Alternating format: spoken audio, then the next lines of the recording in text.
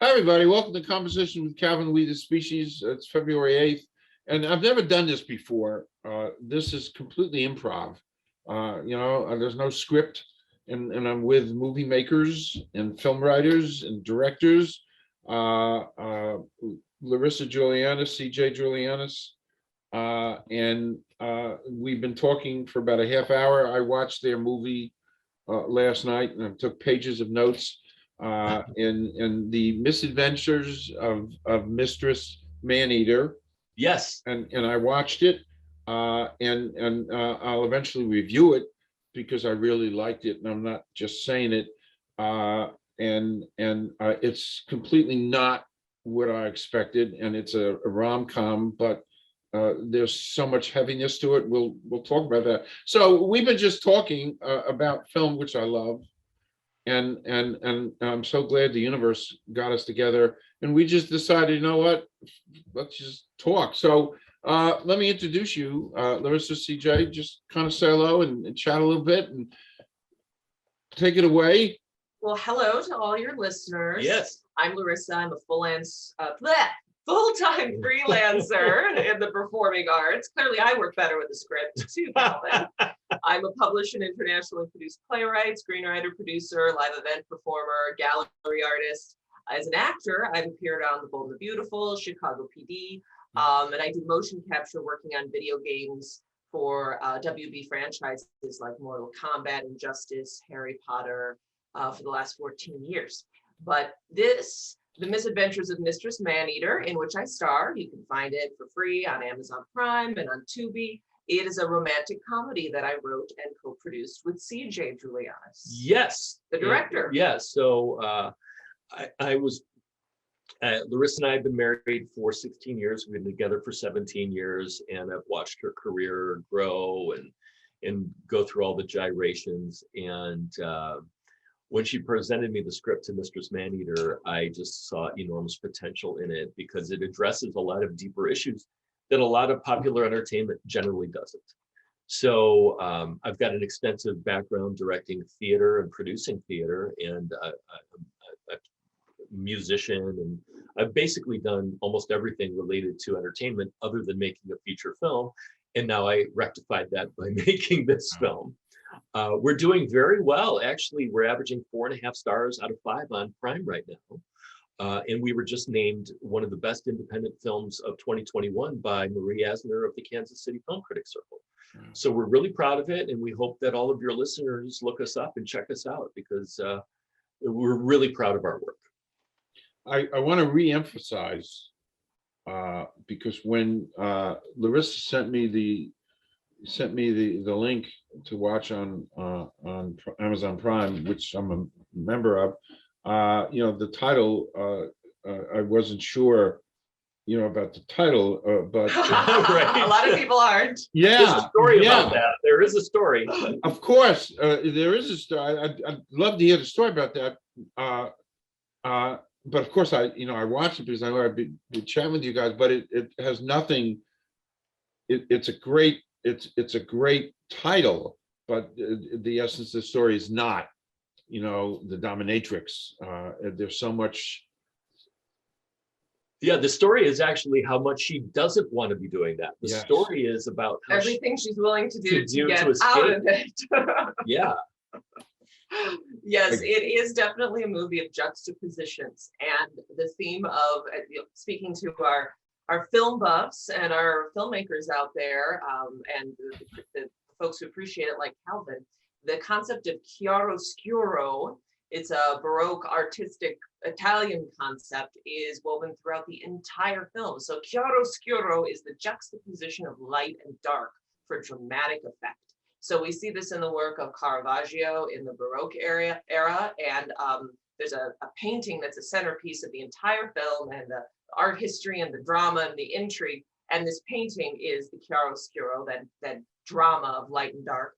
And we see that in the shots that were beautifully captured by our DP and co-producer John Wesley Norton, because our MMA fight scenes have that effect. Yes.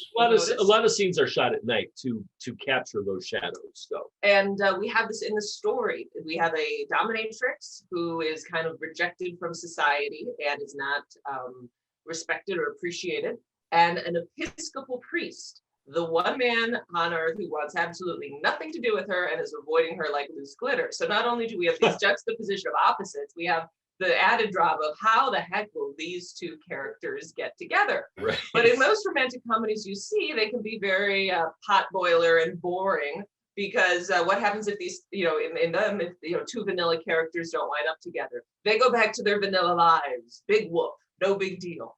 But in the Misadventures of Mistress Maneater, she has 30 days to win this man over. Otherwise, she might just wind up dead with a pair of custom concrete stilettos, courtesy of her mobster ex-boyfriend. So there's a lot going on, and I think that anyone who wants something that'll keep their interest, they won't have to drift off and start scrolling social media or doing the laundry, I think they'll enjoy our movie quite a lot. Well, I was in there. I mean, I took notes, like I said, but I can't wait to hear your notes. I really want to know what you were expecting. Yeah, I do have one of the things that I really loved, and I don't know the official title, but Ava, she's constantly talking to the camera. So that's kind of like fourth wall, that technique.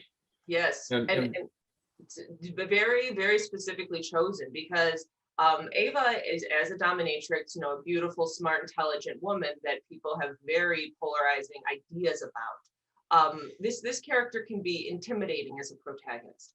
How do we get the average audience member to understand her and relate to her? When most people walking down the street, if they saw this woman, they wouldn't be able to relate to her at all. She would be an object, which is exactly what she's fighting against. But if you noticed in shows like what we saw with Dexter and House of Cards, who, almost objectionable characters in those cases were made human and relatable because we understood what was going on in their minds because of that relationship with the audience. And so I wanted to use that device so that no matter who people are, they would be able to relate to this woman and how she feels like she's always on the outside or judged.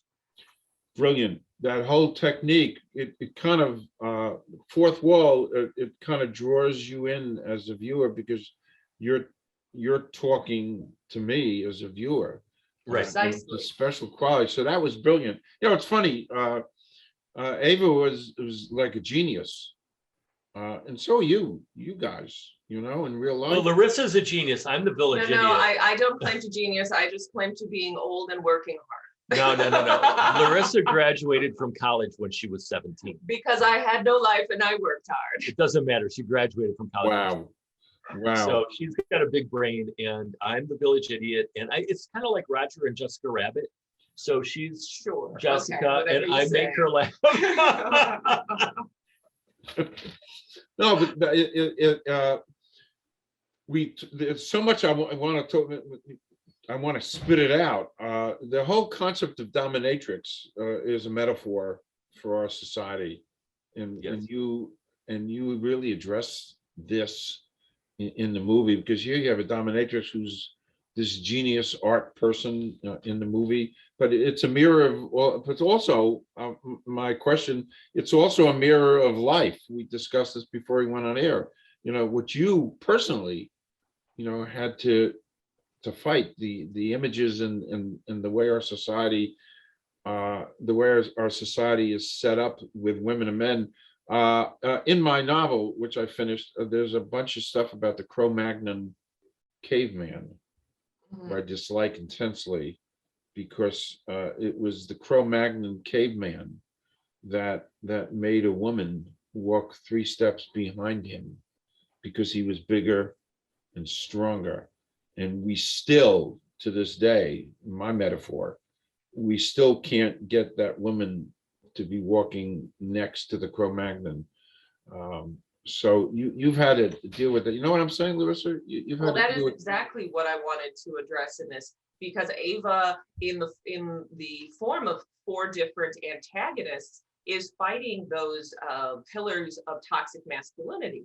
Whether it's sexual intimidation, financial intimidation, social intimidation, but ultimately she is able to complete her own character arc and heal herself because of the understanding and compassion and strength of the enlightened man, who is our lead man in the character. And they inspire each other to heal. That balance of yin and yang, of masculine and feminine, coming back into balance. So I feel that blaming all men, oh, it's, you know, the patriarchy, all men are wrong, can be just as disastrous because it's out of balance. And by having that balance and that appreciation for all of us, the masculine and feminine within us, I believe we can find healing. And that's what I wanted to show in this. And why I'm always drawn to romance in general, because it is no gender has to lose. They both win. Yeah, finding the right person, that's what the story is really all about. The main characters are really composites. And at its core, it's a very entertaining, sweet-natured love story. Yeah. It has a lot of belly laughs, but if you're looking for deeper meanings, they're there in the script.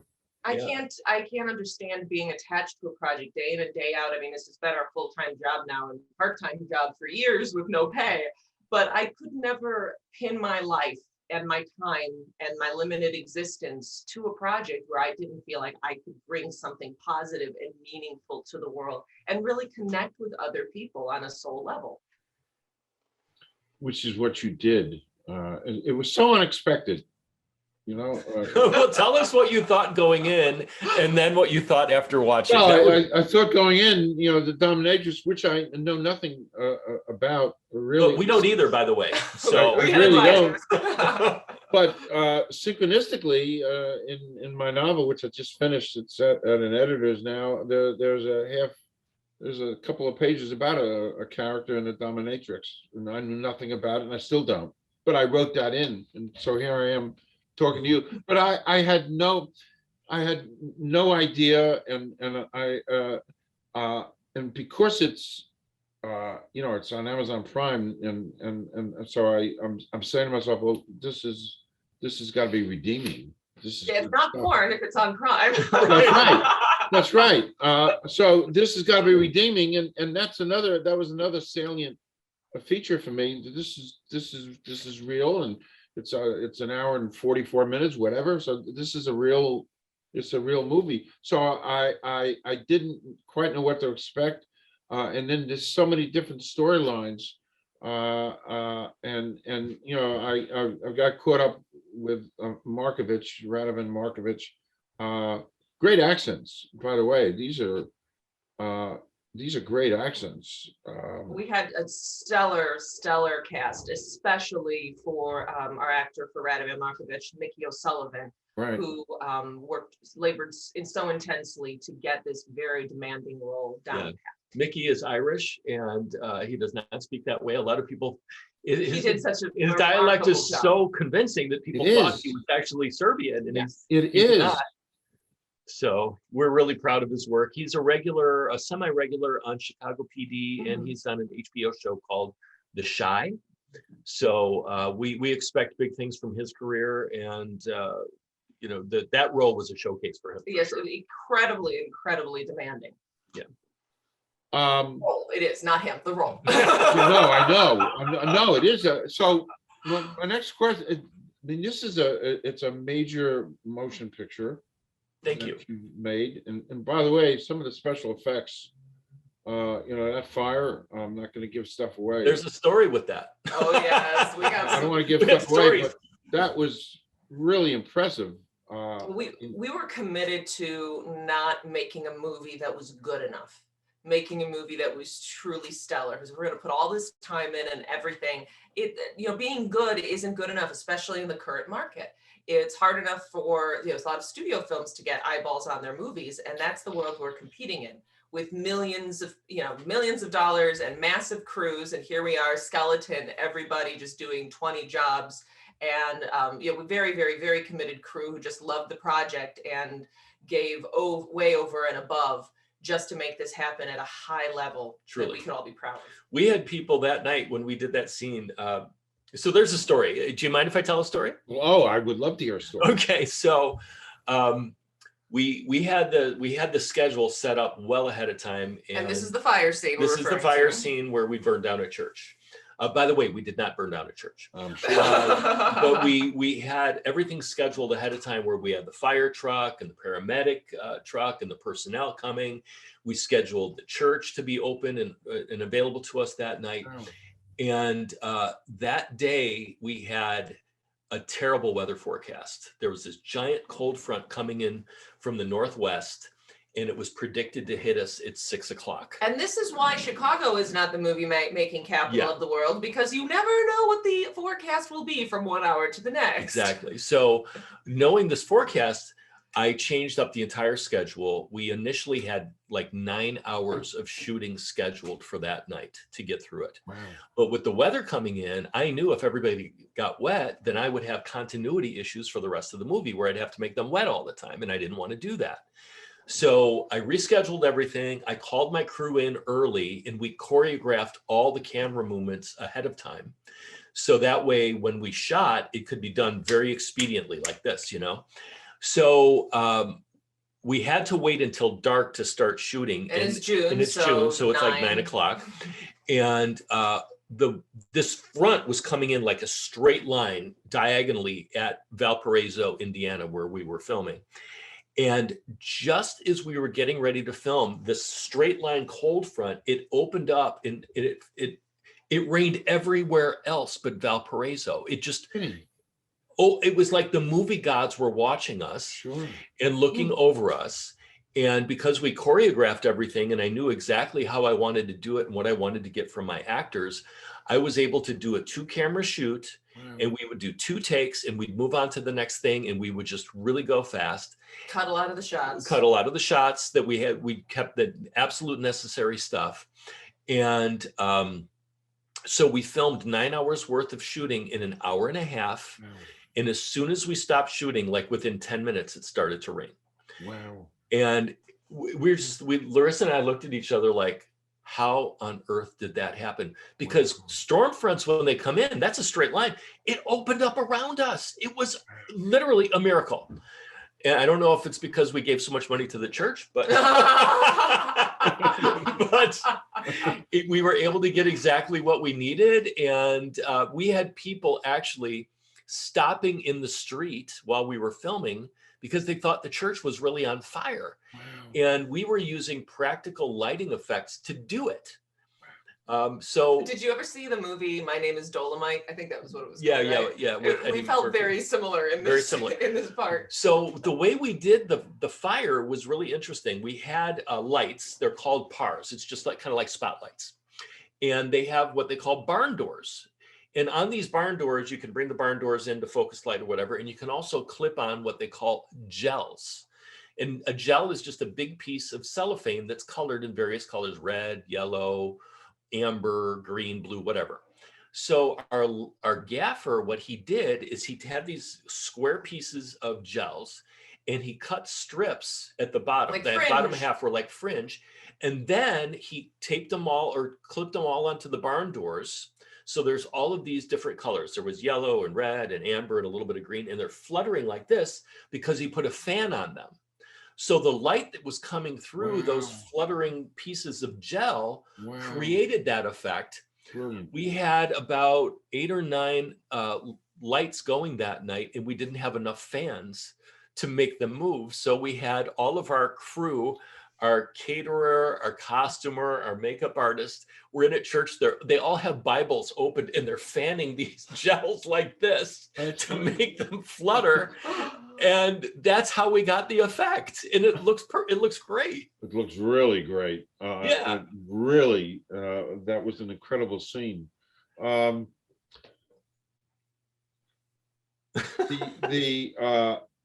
whole project, this is a long undertaking.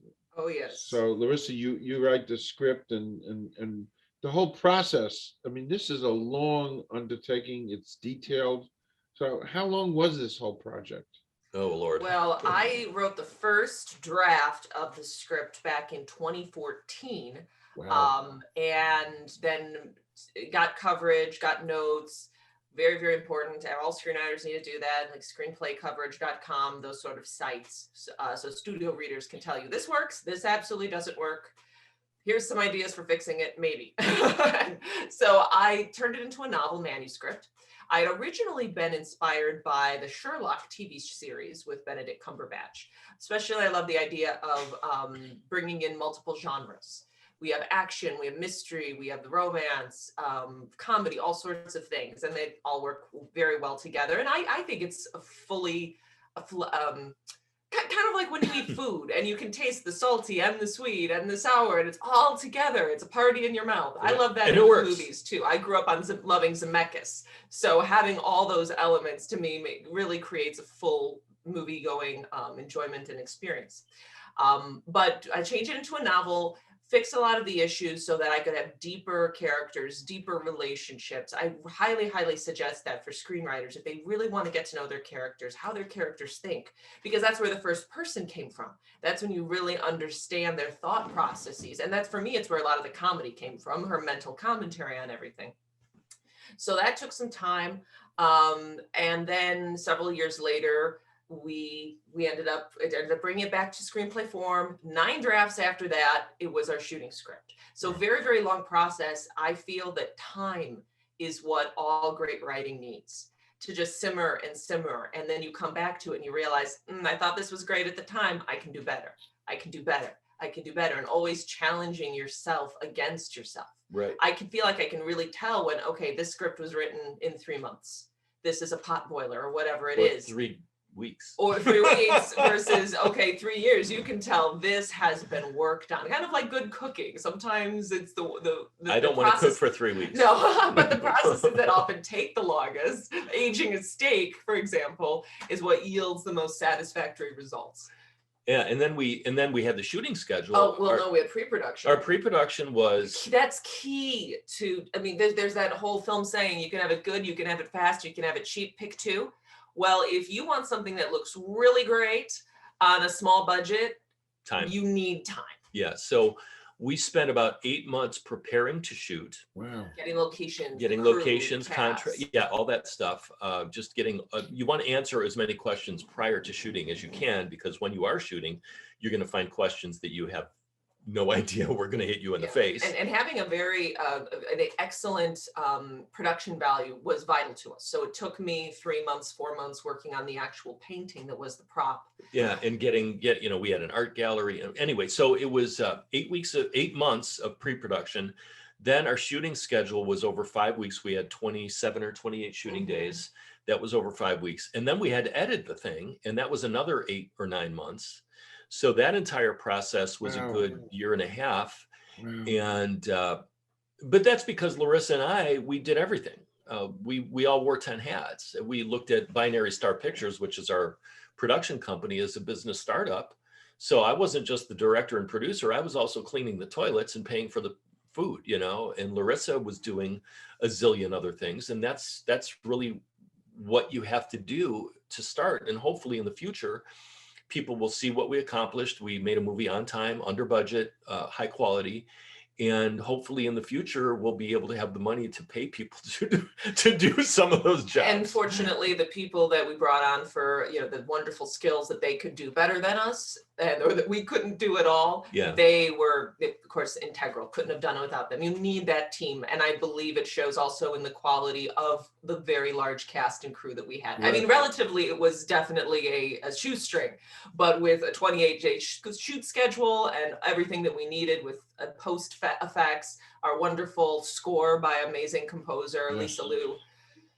Relatively speaking, it was so we paid people, but we certainly didn't pay them what we would have liked to have paid them. And we hopefully will be able to do that in the future. So, well, from everything that I saw, it was a wow. And thank you. That's why we're here. My time is very judicious, but I started watching, and I just watched, and I was enthralled with it because I know this is an indie, and I know you started your binary thing in 2018, so I know all of I try to do my research and try to understand, but your the work, your dedication, the whole thing. You threw around the term continuity. I was so impressed with that because no, I'm serious, CJ. It really impresses me that you were so on top of that wet scene, because my favorite movie, which changed my life, Casablanca, there's a scene in the train station, and this devastated me. It still does. There's a scene in the train station. It's raining, and Bogart is soaking wet, and he's reading the letter from Ilsa, and his raincoat is wet, and Sam is there, and he's dripping wet, and then he gets on the train, and he's completely dry. Yeah, right. And as a Virgo, that drives me nuts. Right. We see that in a lot of stuff. There was one night that it was the freak out of, okay, in the next scene, does Radovan have the gray tank top on or the dark blue tank top? Have we shot that scene yet? We shot a scene. We shot a scene with the wrong color T-shirt. We had to go in and do CGI to make color right. Wow. But that's testament to you guys. It's got to be a perfect art. It's such a perfect art form. So they're forever, and that's what is so intimidating too. Theater, live events. If you mess up, if something goes sideways, It's part of the charm. Yeah, and people won't remember it in a day, in a week, in a month. It's ephemeral. However, as you know, film is not. I mean, you're enjoying a film that was made 80 years ago. So theater is a beautiful medium because it's so immediate. It's such a visceral, immediate thing. And that's what my background is. But I learned a long time ago, I've been doing corporate video and industrial video for a long time. That stuff is forever, and the internet's forever. And people remember that stuff. So if you have screw ups or this or that, it's human nature to focus on the negative. And we didn't want any of that. Yeah. Funny, I watched North by Northwest last week, and I've seen it a few times, and Hitchcock is Hitchcock, and but the one scene in out in the Dakotas, and there's a big restaurant scene, and there's going to be a shooting. Cary Grant's gonna Eva Marie Saint's going to shoot somebody, and right before she shoots, there's a little kid right behind who puts up his hands to his ears. Right. I don't know if you ever saw that. And I've read about it. And it's so obvious. I mean, it's so obvious that you see the kid going like that right behind the shooting, and then 2, 3, 4, 5 seconds later, the gun goes off. Yeah. Yeah, I understand. We're very into details. I mean, we very fortunate the editing process. After I created the initial cut, we ended up working with our colorist, who was our DP and our co-producer, John Wesley Norton. So he did a ton of work. We had everyone else adding whatever they did, and sound design and all this. But we would go through, the three of us, CJ, John, and I, and decide how to trim things. And there'd be little things that would bother each of us so intensely. And for CJ, it would be something like that extra in the background with the arm bent that way. That just bothers me. It draws my eye away from what's going on in the scene. We need to crop in and do this and that. And I'd be like, what's the big deal? But we're all talking about the same thing, Calvin, and that is breaking the suspension of disbelief. The suspension of disbelief is the magic spell that effective movies weave. Right, and as soon as you get pulled out of that, the magic spell's gone. So that is why you have to be so into these details, because if you are weaving a spell in which your audience's heart, mind, and soul is there with your characters, I mean, that's magic. I think that's one of the greatest communions you can have with another person through an art form and a medium. And so you cannot risk breaking that spell, and because suddenly then they're just watching a movie, they're not your lead character going they're not immersed in it. We had one scene, we had been editing this movie for probably 6 months, and we were going through it with a fine-tooth comb, and there was one scene that came up, and I was like, is that a boom mic in the tree? and we no one else would probably see it. I looked at it thousands of times. And it was still there, and we all looked, and it's like, that is the boom mic in the tree. So the magic of editing is you can take with editing programs now, you can enlarge or crop in on, especially if you shot 4K like we did. Yeah, on your video and eliminate all that stuff. So it's just a never ending process. And John was so patient with me because so often, for whatever reason, is there's so many tracks, so much audio, so much going on in the actual editing software as you're working with the timeline. The score would often get set off just slightly. And I could always, it's off by 1 frame. It's off by 1 frame. It has to be changed because I could see that because there were so many times where working with Lisa Liu, our composer, I would cut and rearrange and slow down and speed up, use all sorts of editing tricks with the music. So it would land, a hit in the music would land perfectly with a head turn or a cut or a door slam, adding to that entire emotional, visceral experience. But yet 1 frame being off, you lose the same amount of punch. How many times have we watched a movie where somebody's talking and you can tell it's not synced right and it takes you right out of it, you know? So we worked really hard to avoid all that. Or for me, it's music. When music is used excessively or not enough or inappropriately, one thing I didn't want to do, I can't stand when comedies, even very, very high-end studio comedies that you see being made recently, they have to cue you that it's a funny scene and you're supposed to laugh with the music. Oh my God. we hate that. Fingernails on chalkboard to me. I was like, can't do that. Absolutely can't. Well, it's so insightful for me. I mean, I watch movies and I hang around sometimes, but the diligence and the art form of what goes into this, it just amazes me what you did, and trying to get some insights now. But by the way, we can and we will. You'll come back. We'll do more because I think this is great, and I have a million questions to ask. Oh, great! I love that. Yeah. This can just go on because it's so fascinating talking to you guys. We'll kind of wind down a little bit because we can go on, and we will. You'll come back. But I wanted just to talk about your spiritual journey briefly, because that's how you arrived where you're at. You have a spiritual journey. So do I. We both do. So Larissa was brought up as an evangelical environment. I was brought up Catholic, and I've kind of like gone toward the more agnostic and humanistic aspects of spirituality. When I was doing theater, I often used my productions as a way to explore my questions. I did a play, you may be familiar with this one, Calvin. It was written by a gentleman named Stephen Adly Girgis. He's one of the founders of the Labyrinth Theater in Manhattan. He did a play called The Last Days of Judas Iscariot that he wrote, and I directed and produced that. And it's just a fabulous, fabulous, fabulous play that addresses divine intervention. If you follow Catholic doctrine, that doctrine states that everything in your life is predetermined. And so you do what God says you were supposed to do. Well, and if that's the case, then Judas should not be the most reviled figure in Christianity because he only did what God wanted him to do. So why is he in hell for what? Interesting. And that was the play. And then I directed another play called Amadeus, which I'm sure we're all familiar with.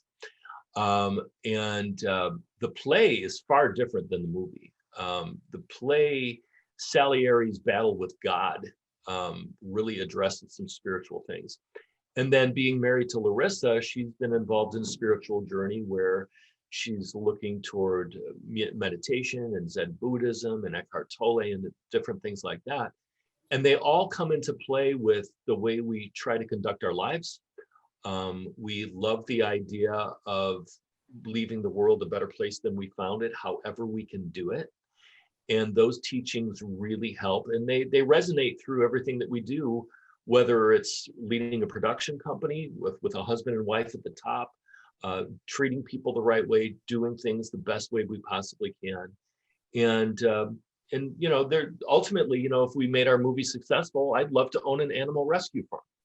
I'd love to do those types of things. And then I'll let Larissa continue. Well, my spiritual journey has been integral, I'd say, just for my own mental survival in this business and in the world that we find ourselves in. You know, Eckhart Tolle has a way of, he puts it, is the question of, is suffering necessary? It's necessary until we discover it is unnecessary. And I think those of us who might struggle a little bit more with overthinking, anxiety, depression, whatever it is that makes us say there must be more to life. Is this all that there is?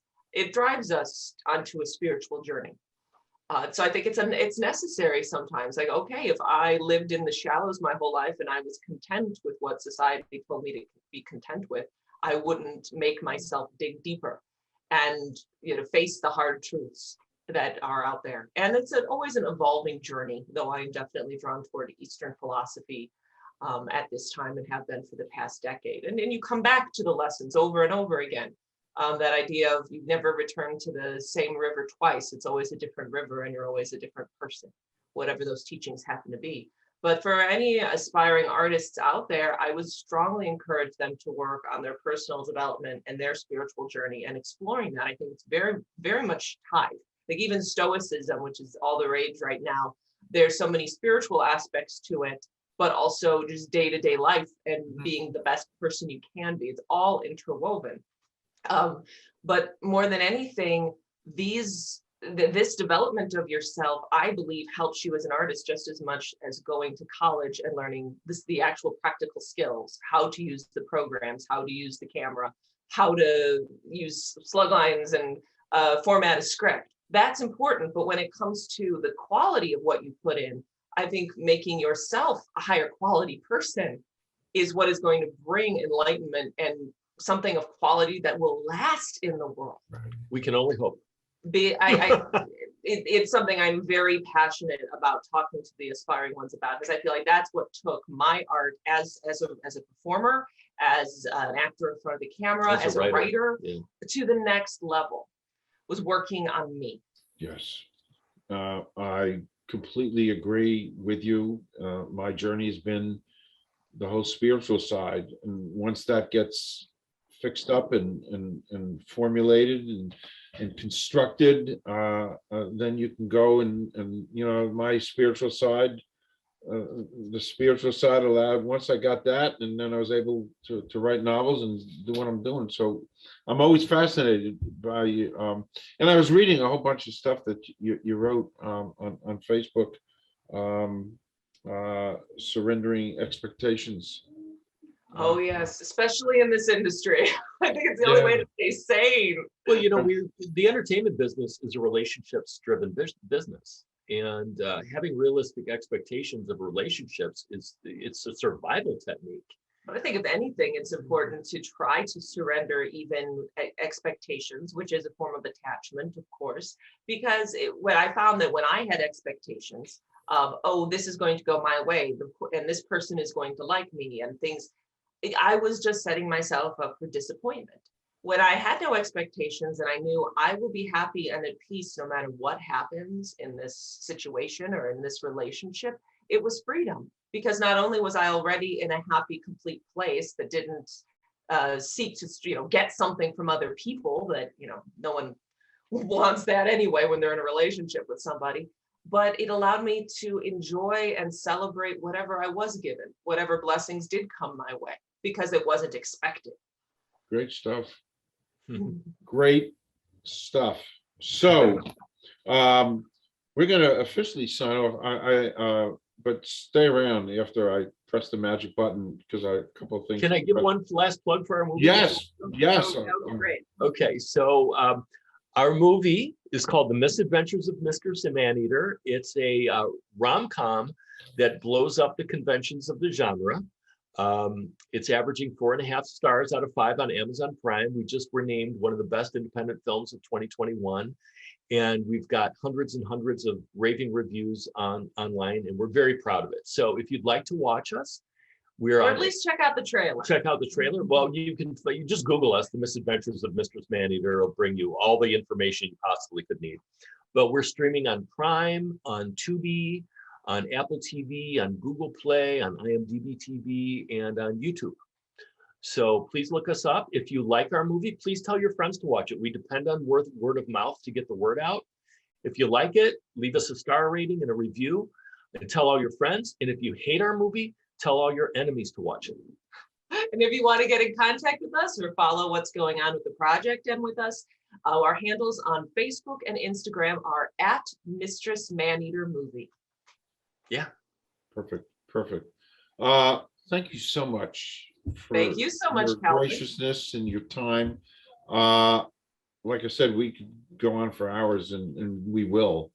So please come back. Thank you so much. And I did. And actually, I'm going to watch it again. You know why I'm going to watch it again? Because I have much more insight now. Oh, You'll thank you. enjoy Yeah, it. no, I'm serious. I have more insight. I met you. I met Ava in real life. So it encouraged me to watch again, and I'll pull out some things. Listening to you. In closing this segment, Clint Eastwood and Dirty Harry, or something along the lines that you made my day. Thank Yeah, you. well, I'm looking very much forward to the review that you said you were going to write. I'm going to do it. Yeah, and I only write what I feel. So that's been my thing for my 10 years as a journalist. I write what I feel. Period. And so I'm looking forward to writing because I feel. Well, we would want that. Yeah. So thank you, Yeah. Calvin. And thank you to all your listeners for hanging on and listening Thank to you. us. Thank you Yeah. both. If you ever want to do an episode where we talk about Bruce, I mean, that would be that would be fun for me. Hey, we could talk about that. Yeah. When we were off, I'll tell you more stuff about the Bruce thing. Sure, would love that. And his influence and your awareness and your elevating Bruce and the fact that you're a director and all of that energy about Bruce and that was great coming out. We found out we're both Bruce fans, so to be continued.